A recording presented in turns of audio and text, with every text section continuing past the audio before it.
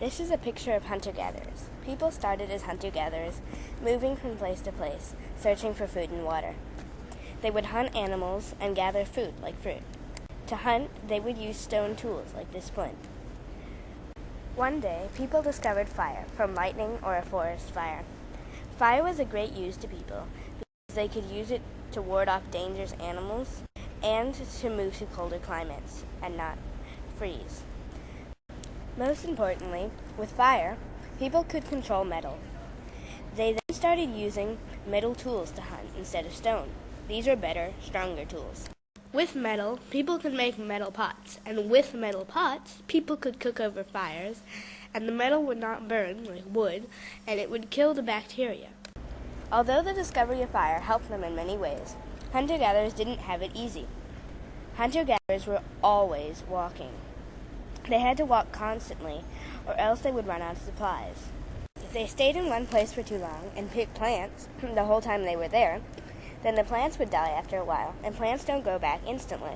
If they hunted food for too long, then the animals would run away and the hunter-gatherers would run out of food and have to move on. That's why agriculture helped them so much. People discovered agriculture like this. One day, a hunter-gatherer was gathering fruit. He saw an apple tree that had big, luscious apples on it. He picked an apple and took a big bite. Ow! There was something really hard in it, what we call seeds. And he spit the hard thing out on the ground. Since it hurt his teeth, he was angry, and he kicked at it in the dirt, covering the seed with dirt. A year later, he came back to the same spot where he had eaten the apple. Next to the apple tree, where he had picked an apple, was a small tree. He wondered how it got there, and remembered that he had spit out the seed there. He thought maybe the seed might have something to do with the small tree. So, after lots of trial and error, and experimenting, people discovered that if you plant a seed, the same plant that the seed is from will grow there, given the right amount of sunlight, water, soil, and care. People also discovered domestication, raising animals. They discovered it somewhat like this.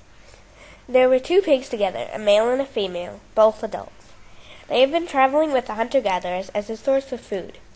One day, someone was walking by their pen, and she saw the female lie down and poop. But the poop started to move. It wasn't poop. It was baby pigs. So people discovered that if you have a male and female together for long enough, they will mate and have babies, just like humans. Domestication was very important to people for numerous reasons. Animals could give people food, and people did not have to worry about preserving the meat or the meat going bad, because the animals were kept alive until people needed them to eat. In this way, domesticated animals could give a steady supply of meat and other things. They could also give eggs, milk, yogurt, butter, and other dairy items. Domesticated animals could also be used for transportation. With domesticated animals, you could get places a lot faster and farther than you could on foot.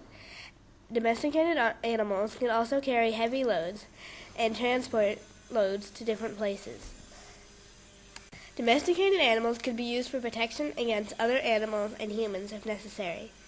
They could keep people safe when needed.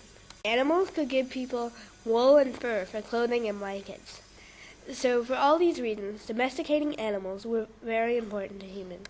And so, being able to grow plants and finding out about domestication, people had discovered agriculture, farming, with plants and animals. People found a place called Mesopotamia, which means land of the Fertile Crescent in Greek. People moved and lived there because it was excellent for raising animals, growing plants, and living, as it had two life-giving rivers, the Tigris and Euphrates River. It also had very fertile soil, hence its name. The soil was excellent for growing crops, and people could make things out of clay. Since people could grow their own food and have enough supply of it to last, they could stay in one place and did not have to move around. People began to form small villages, mostly in Mesopotamia, living with lots of people together. Even though people could stay now in one place and have food, they still had a hard time. Staying together in close quarters meant that sickness could travel from person to person easily. Also, because plants and animals needed water, everyone was constantly walking to and from water to crops, delivering water to plants and animals. Because they were always carrying water, people had no time to do anything else. This is why the development of irrigation was so important to human development. Irrigation is to bring water to crops by human means. People developed irrigation because they were tired of manually bringing water to plants. So they wondered if they could get water to plants and animals a different way. They found out that if they dug canals from the source of water to their crops, that the water would flow freely through the canals, bringing water to all their crops and animals. With irrigation, they could also control the water supply. To get a lot of water to some crops, you could build deeper and wider canals. To stop the flow of water, you could build a dam by piling mud up in a canal. Because people now had a lasting and reliable source of water, they could grow a lot more food than they could without irrigation. They could get all the water they needed to any crops they wanted. The people then had a surplus of food, more than what is needed. Because people now had a surplus of food with irrigation, not everyone needed to work on the farm in order to get food. People who didn't want to farm anymore didn't have to.